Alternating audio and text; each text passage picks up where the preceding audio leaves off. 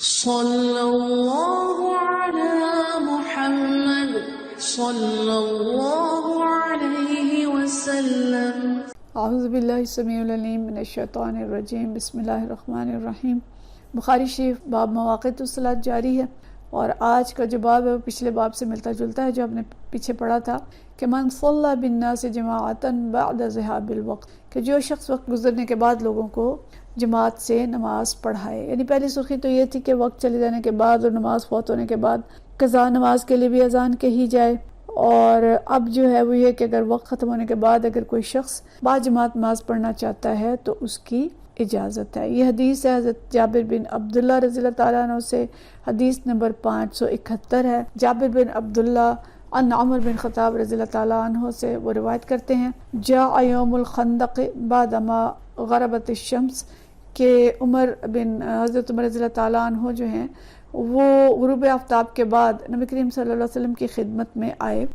فجعل یسب کفار قریش، اور وہ کفار کو اور قریش کو برا بھلا کہہ رہے تھے۔ قال یا رسول اللہ صلی اللہ علیہ وسلم، انہوں نے کہا یا رسول اللہ صلی اللہ علیہ وسلم، ما کدت اصلی العصر، کہ میں عصر کی نماز ادا نہیں کر سکا، حتی کادت الشمس تغرب، یہاں تک کہ سورج غروب ہو گیا۔ تو قال نبی صلی اللہ علیہ وسلم، نبی صلی اللہ علیہ وسلم نے فرمایا واللہ ما صلیتها، کہ اللہ کی قسم میں بھی ادا نہیں کر سکا۔ فقمنا، پھر ہم کھڑے ہوئے، فقمنا الی بطحان، پھر ہم وادی بطحان کی طرف گئے، فتودع للصلاۃ، تو آپ صلی اللہ علیہ وسلم نے وضو کیا، تودع لها، ہم سب نے بھی اس کے لیے وضو کیا۔ فصلی العصر بعد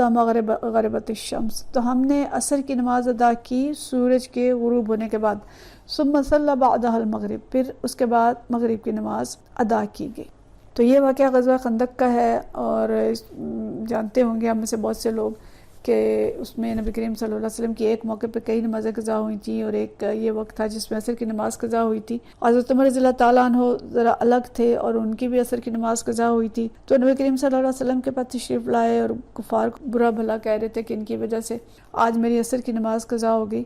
اور جب نبی کریم صلی اللہ علیہ وسلم کو آ کے بتایا تو آپ صلی اللہ علیہ وسلم نے بھی اللہ کی قسم کھا کے فرمایا کہ میں نے بھی عصر کی نماز نہیں پڑھی۔ تو صورتحال یہ تھی کہ اس وقت لڑائی شدید تھی اور انتہائی خطرناک لڑائی تھی، اور اگر اس وقت نماز کے لیے کھڑے ہو جاتے تو عین ممکن تھا کہ وہ خندق پار کر کے مدینہ شریف کے اندر پہنچ جاتے اور مسلمانوں کو نقصان پہنچاتے۔ تو سخت پہرے کے اندر مسلمان جو ہیں اس وقت نماز نہیں پڑھ سکتے تھے۔ تو جب وہ جنگ تھوڑی ٹھنڈی ہوئی اور اس کے بعد نبی کریم صلی اللہ علیہ وسلم نے وادی بطحان کے اندر جا کے پہلے یعنی اذان دی گئی اور عصر کی نماز باجماعت پڑھی گئی، اور اس کے بعد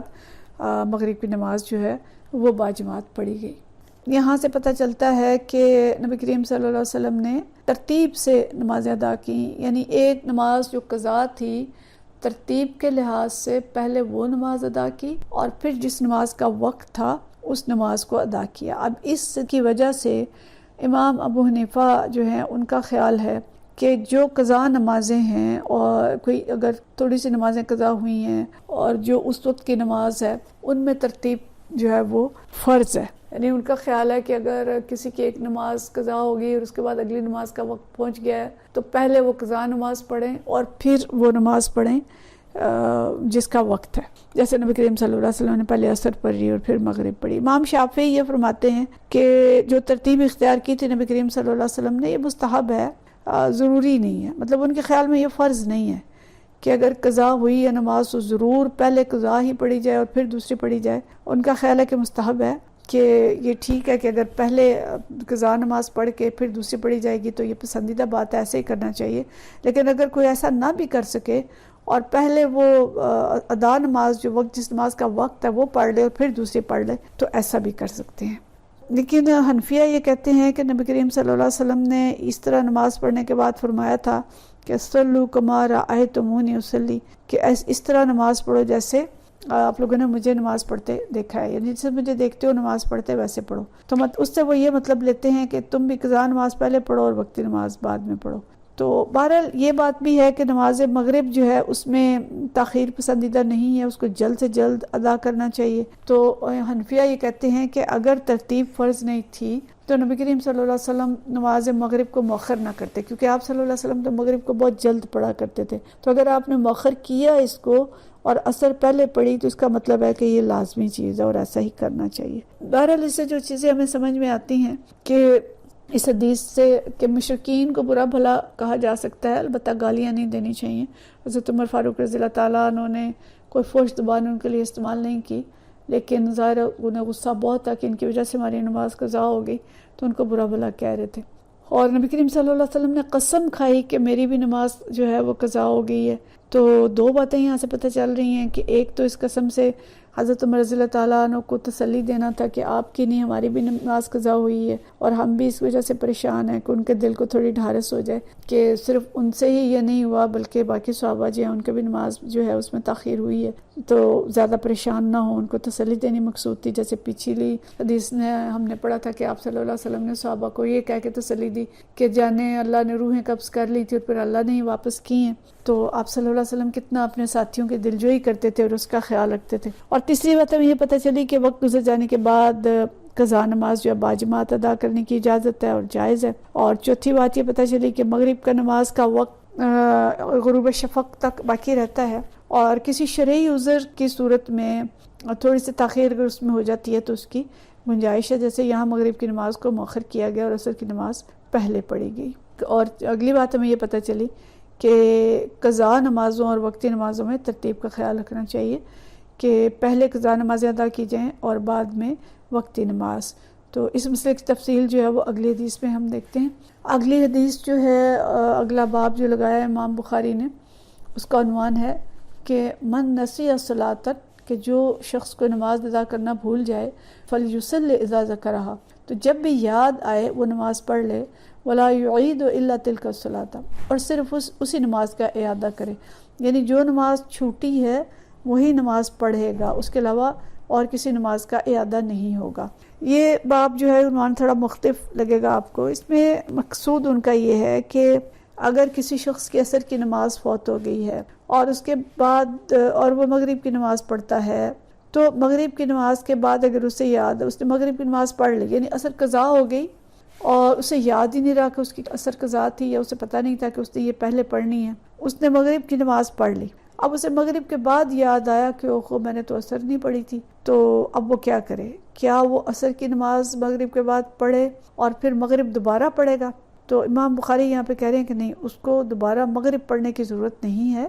اگر اس کو مغرب کے بعد عصر یاد آئی ہے تو صرف عصر ہی پڑھے گا. تو لیکن کچھ لوگوں کی جو رائے ہے وہ یہ ہے کہ جیسے امام ابو حنیفہ ہے، وہ یہ کہتے ہیں کہ جس کے اگر کسی کو بھول گیا کوئی اور یاد نہیں رہا تو نسیان کی بنا پہ ترتیب ساقط ہو جاتی ہے، کہ اس کو تو یاد ہی نہیں رہا تھا کہ اس نے عصر پڑھنی ہے، اور ترتیب کیسے باقی رکھتا. تو مغرب اس نے پڑھ لی تھی تو عصر اس کے بعد پڑھ لے، تو اس کو مزید مغرب کو جو ہے اس کو دوبارہ پڑھنے کی ضرورت نہیں ہے. لیکن بعض علماء جو ہیں امام جو ہے ان کا خیال یہ ہے کہ اگر مغرب پڑھ لی ہے اور عصر اس کے بعد پڑھی ہے تب اس کو مغرب دوبارہ پڑھنی پڑے گی. لیکن یہاں پہ ہم مختلف اقوال امام بخاری لائے ہیں، اور ایک حضرت ابراہیم نخعی کا قول ہے، وقال ابراہیم من ترک الصلاۃ واحدۃ 20 سنہ، کہ ایک شخص نے ایک نماز چھوڑ دی ہے اور 20 سال گزر گئے ہیں، اس کو یاد نہیں آیا کہ اس نے وہ نماز پڑھنی تھی، لم یعد الا تلک الصلاۃ الواحدہ، اور 20 سال تک اس نے قضا ادا نہیں کی، تو اس دوران وہ وقتی نمازیں پڑھتا رہا. اب اس کے بعد اگر نے وہ اعادہ کیا اس نماز کو پڑھا ہے تو وہ ایک ہی نماز پڑھے گا، وہ 20 سال کی نمازیں اسے نہیں پڑھنی پڑیں گی. لیکن اب اگر کچھ لوگ یہ کہہ رہے ہیں کہ جی اس کو یہ بیچ والی نمازیں ساری دوبارہ پڑھنی پڑیں گی، تو 20 سال کی نمازیں تو وہ نہیں پڑھ سکتا. تو یہاں پہ حدیث جو لائی ہے بخاری یہ 572 ہے، اور حضرت انس رضی اللہ تعالیٰ عنہ سے روایت ہے، عن انس عن النبی صلی اللہ علیہ وسلم، حضرت انس نبی کریم صلی اللہ علیہ وسلم سے روایت کرتے ہیں، قال من نسی صلاۃ فلیصلی اذا ذکرہا، کہ جو شخص نماز بھول جائے تو جب اسے یاد آئے وہ پڑھ لے. لا کفارۃ لہا الا ذالک، اس کے سوا کوئی کفارہ نہیں ہے، یعنی اس قضا نماز کو پڑھنے کے سوا اس کا کوئی کفارہ نہیں ہے. وَأَقِمِ الصَّلَاةَ لِلذِّكْرِ، یعنی اس کے بعد انہوں نے یہ بات بولی کہ اللہ تعالیٰ کا ارشاد ہے کہ میری یاد کے لیے نماز قائم کرو. قال موسیٰ بن اسماعیل فرماتے ہیں، ان حمام سمعتہ یقول بعد، کہ موسیٰ بن اسماعیل نے کہا کہ حمام نے یہ کہا کہ میں نے حضرت قتادہ سے بعد میں جو الفاظ سنے وہ تھے وَقِمِ الصَّلَاةَ لِلذِّکْرِ، کہ میرے ذکر کے لیے، میری یاد کے لیے نماز قائم کرو۔ تو مطلب کیا ہے اس حدیث سے، جیسے ہم نے پیچھے پڑھا کہ اگر کسی کی ایک نماز قضا ہو گئی ہے اور اس کو بعد میں یاد آیا کہ میری نماز قضا ہے، کوئی اور نماز وہ پڑھ چکا تھا، تو جب اس کو یاد آئے وہ پڑھ لے، اس کا اور کوئی کفارہ نہیں ہے۔ اور یہ لوگ جو کہتے ہیں کہ اس کو یاد آیا اور درمیان میں وہ نمازیں پڑھ چکا تھا تو اس کو وہ نمازیں دوبارہ پڑھنی پڑیں گی، تو ایسی کوئی بات نہیں ہے، اس کو وہی ایک نماز پڑھنی ہے جو قضا ہوئی ہے۔ اور چاہے اسے 10 سال بعد یاد آئے، چاہے 20 سال بعد یاد آئے، یا وہ سو کے اٹھا اور اس کو اسی وقت یاد آ گیا، تو اسی وقت اسی کو نماز پڑھ لینی چاہیے، اور دوسری جو نمازیں ہیں ان کی